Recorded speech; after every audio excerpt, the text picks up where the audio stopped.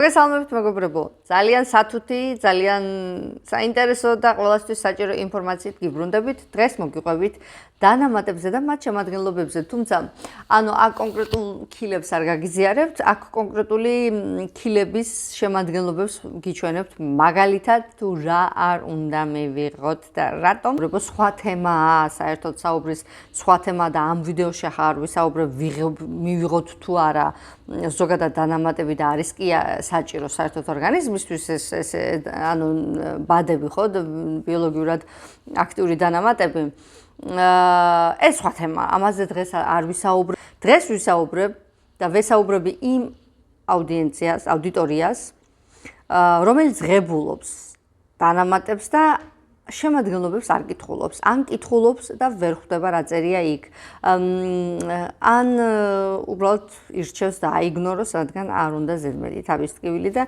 ეტიკეტზე დიდი ასოებით რომ აწერია რაღაცა იმაზე ეყრდნობა მხოლოდ და იმას ღებულობს და ამით ორგანიზმს კი არ ეხმარება არამედ დიდ ზიანს და დარტყმას აყენებს. დავიწყოთ თუნდაც პირველი ეს B12-ის განხილვით. ეს არის ყველა ეს პრეპარატი, კი არა და ყველა ეს დანამატი, რომელსაც მე დღეს განვიხილავ, არის ის დანამატები, რომლებსაც იმ ბრენდებისგან, რომლებისგანაც მე თვითონაც ვყიდულობდი ძალიან ხშირად დანამატებს. მაგრამ იმ მომენტში, როგორც თქვენ ასევე მეც დიდი ინფორმაცია არ მომიპოვებოდა შემადგენლობებზე, არ ვიცოდი რა როგორ და რანაირ გავლენას ახდენს ორგანიზმზე და მეც სადღაც გარკვეულ წელად ბრმად ვიღებდი ამ რაღაცებს. ნახეთ ახლა რა არის მნიშვნელოვანი დანამატების თემაში მეგობრებო, დავყოთ მაინც ეს სტრუქტურულად მივყვეთ თემას. პირველი, რა თქმა უნდა, მნიშვნელოვანია, რას ვღებულობთ, ხო? რა დანამატს ვღებულობთ? ვიტამინია, მინერალია, მიკროელემენტია, ბაქტერია, რა ვიცი მე, კოლაგენია, პოლიფინოლია, ანტიოქსიდანტია, რას ვღებულობთ? ეს იქნება ალბათ პირველი დანაყოფი დანამატებში, რა არის ის კონკრეტული მიმართულება, რასაც ახლა მე ვღებულობ, ხო? შემდეგ მეორე განყოფილება და დანაყოფი იქნება, ამ რაღაცის რა ფორმას და დოზას ვღებულობ. სინთეტიურია, ბიოლოგიურად აქტიური ფორმა,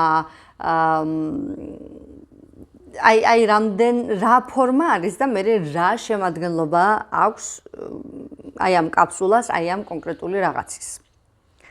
რამდენად ღირს ამ კაფსულის დალევა თუ იქ რაღაც ჯანისითი მიზერული დოზით არის და არასწორი ფორმით, ხო? ეს ცალკე თემაა საერთოდ. ახლა მე რასაც გეუბნებით, ეს ყველაფერი არის ცალკე თემები, მეგობრებო.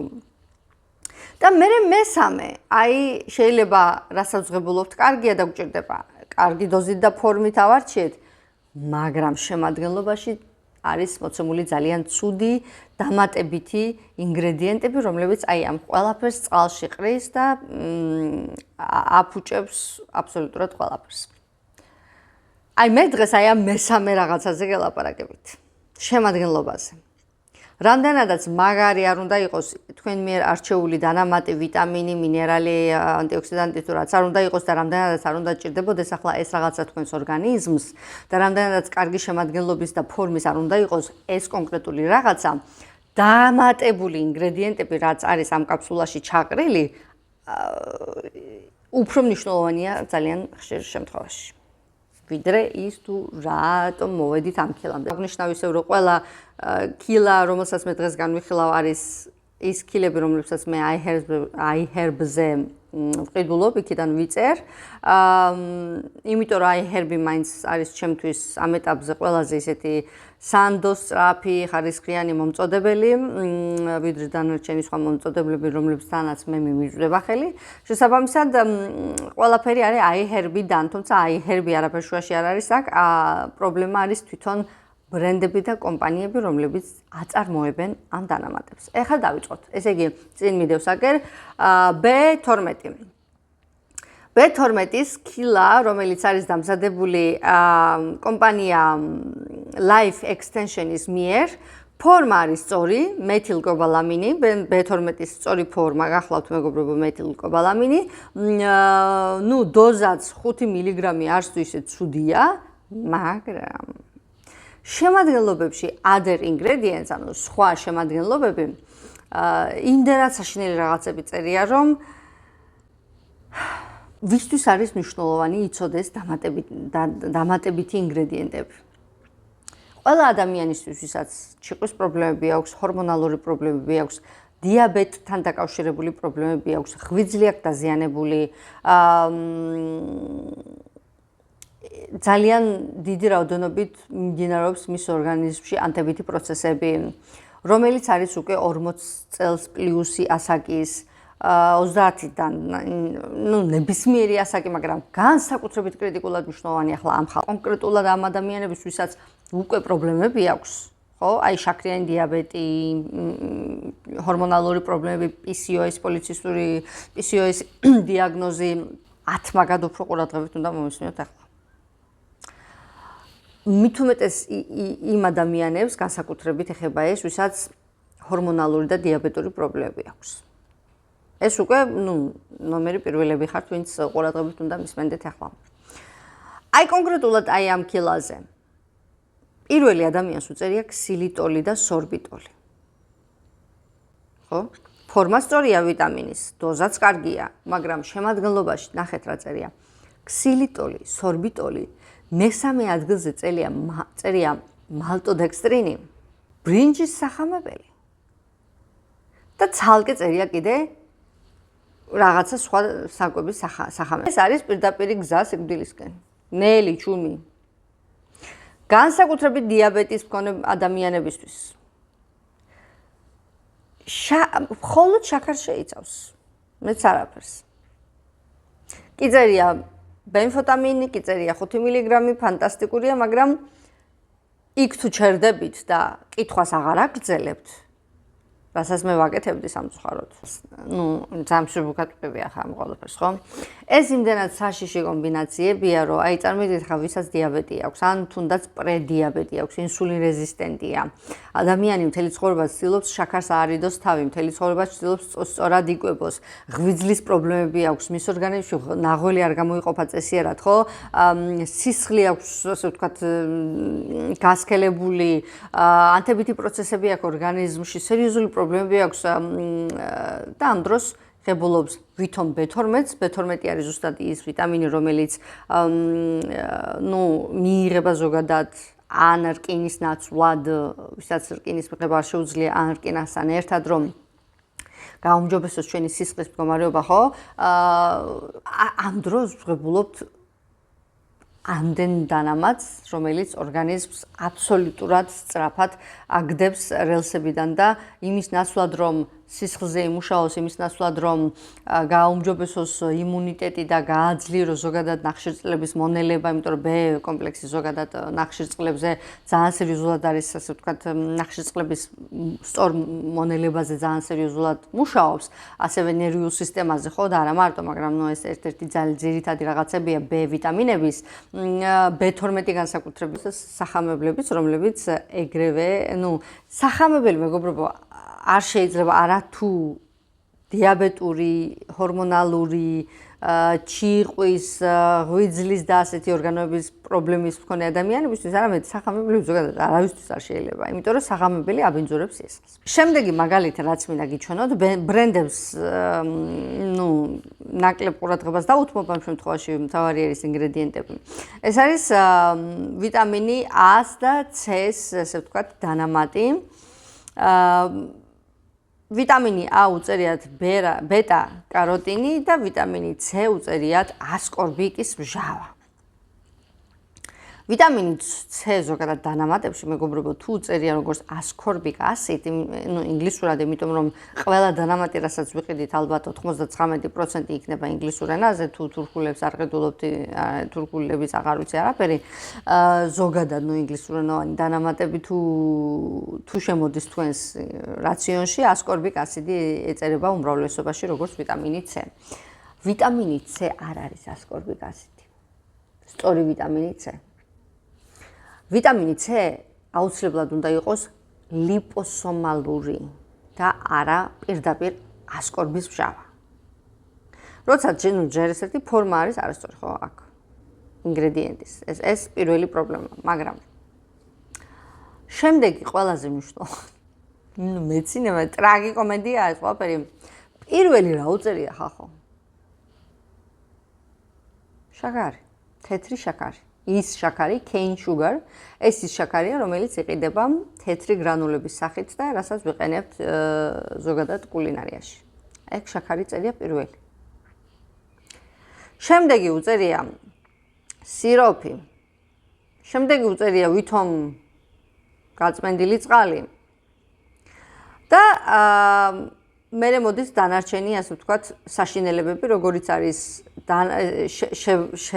შემღებავი ინგრედიენტები ასევე გემოს მიმცემი რაღაც სითხეები თუ რაც არის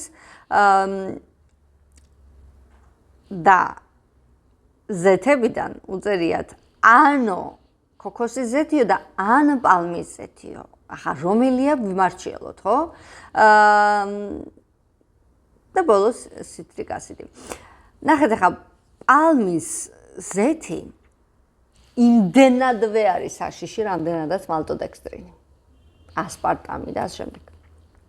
შაქარი. შაქარს არ ვაპარაპეს აქ ოფიციალურად უწერი ადამიანს, რომ შაქარი 10% არის, ხედავთ, included 5 gram added sugars. ეს არის დამატებული 5 გრამი 10%. აი ამ კაფსულის არის შაქარი. თეთრი შაქარი პირდაპირ წერია. ცოდვა ხო ვართ ახლა ვისაც არ გვესმის და ვიყიდით ამას და დავლებთ და მგონია რომ ვიტამინი C და A ვიყიდეთ და ხო ვართ ცოდვა. ამიტომ არის მნიშვნელოვანი მეგობრებო რომ ვისწავლოთ, ჩავიხედოთ, წავიკითხოთ, არ ვენდოთ ბრმად, ასე არ დავლიოთ დანამატები, არა მარტო დანამატები, არაფერი საერთოდ. მთელი რიგი, მთელი ნაკრები, მთელი გუნდი არის შეკრებილი ორგანიზმის გასანადგურებლად. ჯერ ეს ერთი ხომ თვითონ ფორმა არასწორია აქვს ვიტამინი C-ი, ასკორბის ბჟავა, რომელიც გაღიზიანებულ კუჭს, ადამიანებს, ვისაც კუჭის პრობლემები აქვს, ვისაც წყლული აქვს, ვისაც დაზიანებული აქვს ნაღველი, ვისაც პრობლემები აქვს პანკრეასი, კუჭნაძლავის პრობლემები, ვისაც აქვს ასკორბის ბჟავა, საერთოდ არ შეიძლება. ეს ეგრევე აი იმას აღიზიანებს ჭრილობას, რაც ისედაც უკვე აქვს ადამიანს, ხო? და ამ დროს აქ ვიწერია პირდაპირ ასკორბის ბჟავა, ისიც 250 მგ. დიდი დოზა არასწორი ფორმით. ვიტამინი A-ც, ბეტა-კაროტინი არც თუ ისე ყველაზე ესეთი ფორმაა ვიტამინი A-ი, მაგრამ ნაკლები უფრო, 75 მიკროგრამია, იმდანად დიდი არ არის ამდენად C ვიტამინი და ეს, ამ ყველაფერს თუ თავი დავანებოთ, ინგრედიენტები არის საშინელება. ქვევით კი უწერიათ თხილის ზეთებიდან ქოქოსიო, მაგრამ ის ფაქტი, რომ მათ აღნიშნეს პალმა, ეს უკვე ჩემთვის არის უდიდესი წითელი შოკი. მხოლოდ აი ამ პალმის შაქარს თავი დავანებოთ ამ ეტაპზე, ხო? მხოლოდ ის ფაქტი, რომ აქ წერია პალმა, მხოლოდ ამიტომ არ ვიყიდიდი და არ დავლევდი აი ამ დანამატს მე. მაგრამ ის რომ შაქარი ანუ მთლიანად შაქარია, თან საღებავებით და დამატკბობელებით და გემოს მიმცემი კონსისტენციებით სავსეა და არაფერი ღირებული არ უწერია ადამიანს. აი ამას ჯობია იყიდეთ ლიმონი, დააყარეთ შაქარი, დაატკბეთ და ის მიერთვით, კაცო. იგივე ეფექტი ექნება დარწმუნებული უკეთესი. კონკრეტულ შემთხვევაში D ვიტამინზე არის საუბარი და Y და VOI. ნახეთ ახლა ჯერ დავიწყოთ იქიდან რომ ზოგადად ფორმა კი ბატონო D3-ის კოლიკალციფეროლი სწორი ფორმაა D ვიტამინის, მაგრამ ძალიან პატარა რაოდენობა. ასე არის მოწოდებული. 50 მიკროგრამი რა არის ხალხო? 230 მიკროგრამი უნდა მიიღოს ადამიანმა, მინიმუმ 125 და მაქსიმუმ 230.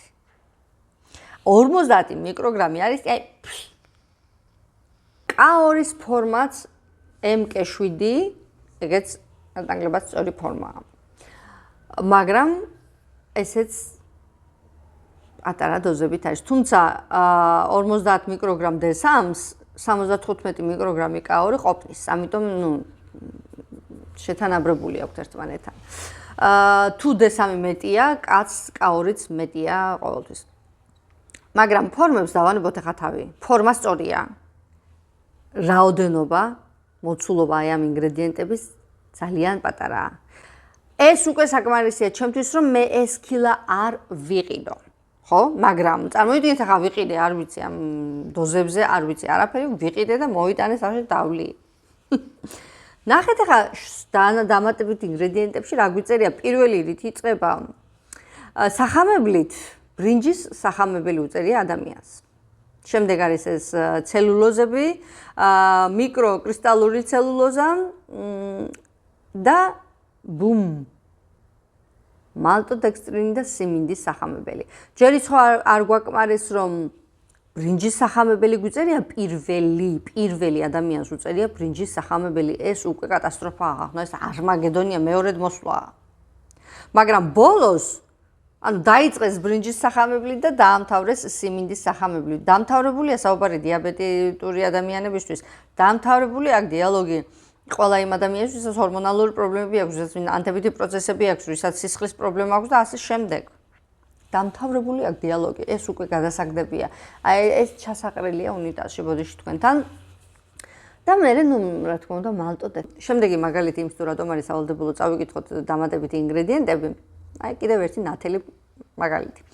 ეს არის ქილა, ასევე იმ ბრენდის, რომელი ბრენდის ძალიან ისეთი ერთგული მომხმარებელი ვიყავი დიდი ხნის განმავლობაში. ამ ბრენდს აქვს კარგი რაღაცებიც, მაგრამ აი ეს კონკრეტული ერთი რამ ჩემთვის იმდენად მიუღებელია, რომ ამ შემადგენლობამ მე დამაკარგვინა ნდობა და პატივისცემა ბრენდისადმი, იმიტომ რომ მათ მშვენივრად იციან რა ინგრედიენტებს დებენ კაფსულებში და რადგან ბრენდი წავიდა აი ამ კონკრეტულ ინგრედიენტების გამოყენებაზე, ჩემთვის ბრენდმა, დაკარგა, ასე ვთქვათ, ნდობის ფაქტორი და მან როგორც მე მომხმარებელი დამკარგა ფაქტიურად. ყველაზე ერთ-ერთი ძალიან ისეთი ინგრედიენტი, რომლის გამოდაც ზოგადად ბრენდზე ვამბობ უარს, არის ტიტანის დიოქსიდი, რაც აქ ვწერიათ.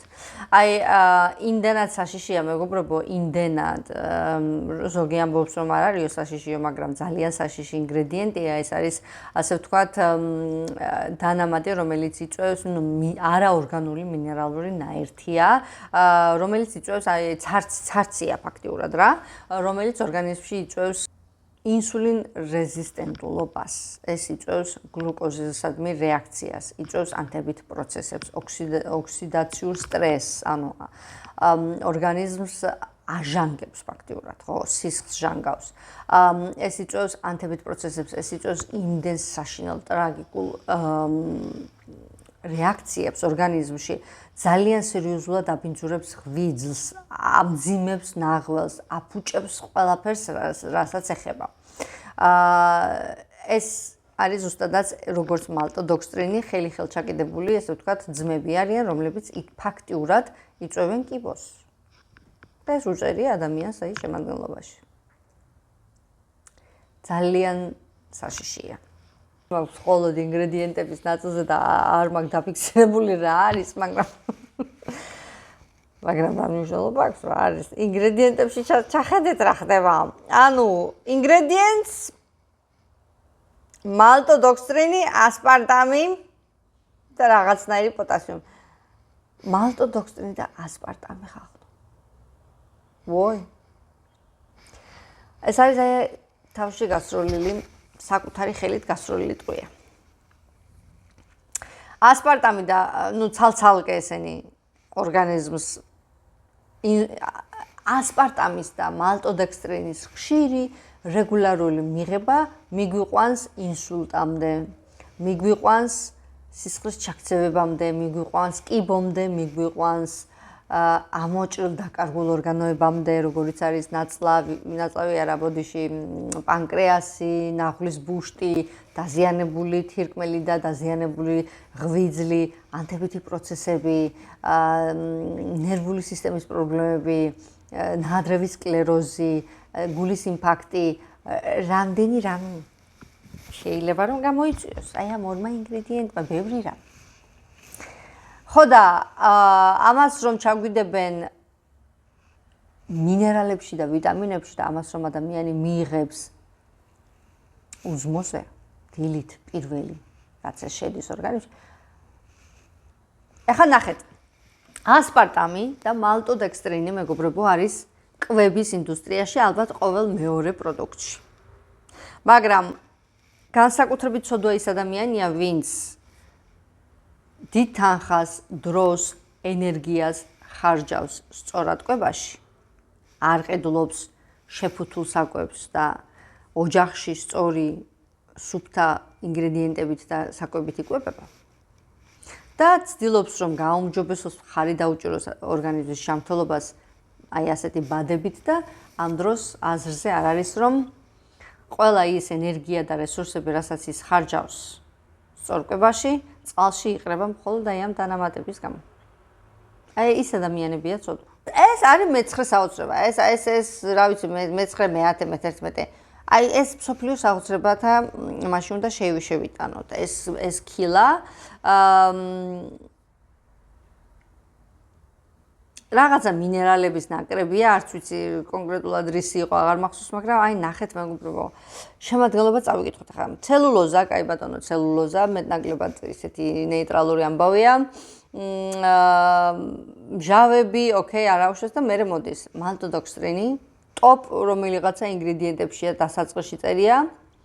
სახამებელი, სტარჩ, ეგრევე ტიტანიუმის დიოქსიდი, საღებავი, მანიტოლი, რომელიც არის შაქარი და მანიტოლი არ გვაკმარეს, შაქარიც უწერიათ ცალკე დამოუკიდებელ ინგრედიენტად. შემდეგი, სოდიუმის ლაურეტის სულფატი. რას აკეთებს SLS-ი დანამატში? SLS-ები, სოდიუმის ლაურეტის სულფატი, არის ის ინგრედიენტი, რომელიც გამოიყენება შამპუნებში, საპნებში, შხაპის გელებში, კოსმეტიკურ რაღაცეებში. აი დანამატში რა უნდა SLS ხახნო. ეს უკვე მართლა სერიოზული დაცინოა ადამიანებზე და ადამიანების აბსოლუტურ იდიოტებად გამოყვანაა. აი Blue 2 არის საღებავი, ტოქსიკური საღებავი. Blue 2, Yellow 4 და რაღაცა ეს Blue და Yellow რაც წერია და მე ციფრი, ყველა მათგანი არის ტოქსიკური საღებავები. ტოქსიკური საღებავები, მეგობრებო, ეს არის მოწამულა, ესა განადგურება ორგანიზმის, სერიოზული დაცინოა. სოდიუმის ბენზოატი, არც ვიცი ეს ახლა ქართულად როგორ ითარგმნება, გლუკოზა, Red 40, ეგეც კიდევ ერთი საღებავია. ჩემი აზრით და მართლა სერიოზულად და სერიოზული ხმამაღალი იმით ვიტყვი, აღარც ვიცი ახლა ეს მართლა რომელი ბრენდია სამწუხაროდ. შეიძლება მოვიძიო ეს ბრენდი კონკრეტულად რომელი ბრენდი იყო, დავაიმასკენი უბრალოდ. ეს არის კრიმინალი. საზოგადოების წინააღმდეგ ჩადენილი კრიმინალია ოფიციალურად. ეს შემადგენლობები. ეს არის ის ქილა, რომლითაც შეგიძლიათ მიხვიდეთ სასამართლოში და ბრენდს უჩილოთ. ამდენად სერიოზული და ამდენად საშიშია ყველა ის ინგრედიენტი, რაც ამ ადამიანმა ამ ქილაში ერთად ჩაპენჭა. ვის შეუძლია ეს მიიღოს? მხოლოდ იმას, ვინც გარდაიცვალა. იმას მართო, მაბატია რას ვამბობ, მაგრამ ეს ქილა შეუძლია მხოლოდ მიუცეთ არაცოცხალ ორგანიზმს. არ გვეპატიება, არ ცოდნა მეგობრებო დღეს. ძალიან ისეთი შეიძლება ბნელი, სტრესული და ისეთი კაცრი ვიდეო გამოდის ეს, მაგრამ სხვანაირად ამ ვიდეოში, ამ თემაზე მე არ ვიცი. ეს არის ფაქტიურად დაცინვა ადამიანებზე, ეს არის ადამიანების არა გამოჯამრთელება, არამედ ასე აი ხელით მითითება დილისკენ, გრძელი ასე ჩუმინელი მისკენ, მით უმეტეს იმ ადამიანებს, ვისაც უკვე პრობლემები გაქვთ. წარმოგიდგენთ, ადამიანს სერიოზული დიაბეტთან დაკავშირებული სერიოზული პრობლემები გაქვს, შაქარი არ გეჭმევა და დილით იღვიძებ, უზმოზე ღებულობ აი ამ ტაბლეტს და შენი ორგანიზმი უბრალოდ ყივის, ტირის წყევლის, რა ვიცი, მე რას არ გიშვება. ამ დროს შენ მგონია რომ მაგარს აკეთებ და საკუთარ თავს თათუნებ ასე მხარზე ხელს. რატომ? იმიტომ რომ არ იცი. არ არის ახლა ეს დასანანი? დასანანია. გამოვიღვიძოთ არ ვენდოთ არავის არაფერს ბრმად, ვისწავლოთ, გავხდეთ ინფორმაციულად დამოუკიდებელი და მერე გავაკეთოთ სწორი არჩევანი. იყავით ჯანმრთელები, თავს გავფრთხილდით, ხიზლად იყავით და დამიწერეთ კომენტარებში აი ამ მიმართულებებით რა ვიდეო დაგაინტერესებდათ მომავალში. ბედნიერად.